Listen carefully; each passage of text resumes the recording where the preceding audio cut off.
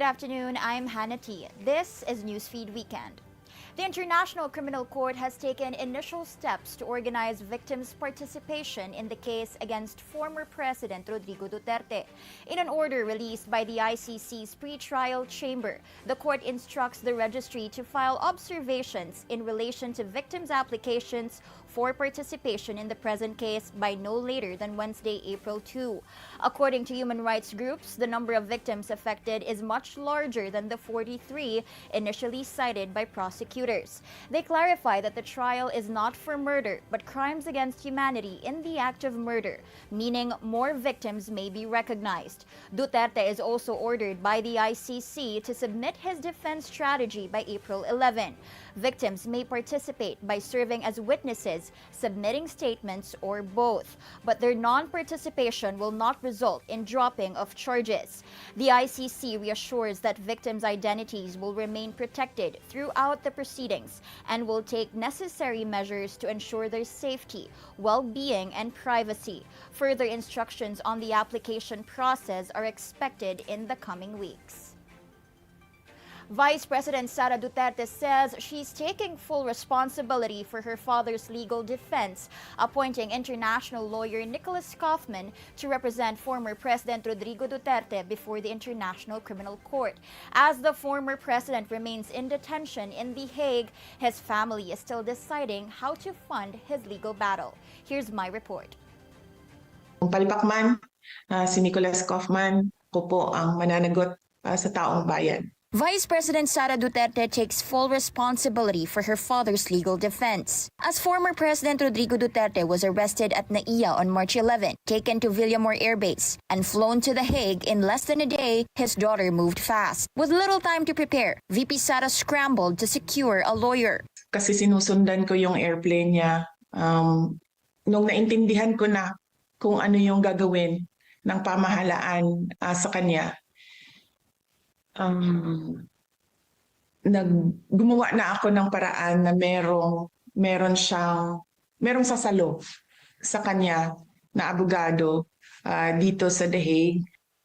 She ordered a team in the Philippines to vet lawyers, and among the top candidates shortlisted was Kaufman. Kaufman is a seasoned international lawyer with over 30 years of experience and has defended individuals before the ICC, making him a strategic choice. Habang nasa ere, si President Duterte, sinabihan siya at sinabihan ko lahat ng may contact sa kanya, sabihin niya pagdating niya dito na si Nicholas Kaufman yung kanyang abogado. But Kaufman wasn't the only name listed. Another lawyer, former Executive Secretary Salvador Medialdea, was initially recognized by the ICC as Duterte's legal representative. But he may not be able to continue, according to VP Sara. Nakikita ko yung hirap siya sa paghinga, hirap siya sa mukha siyang stressed na masyado na dahil sa edad niya siguro. With Medialdea's health in question, the family is still deciding how to finance the former president's legal defense. VP Sara says they're still weighing whether to privately fund his case or apply for legal aid. Nag-express na ako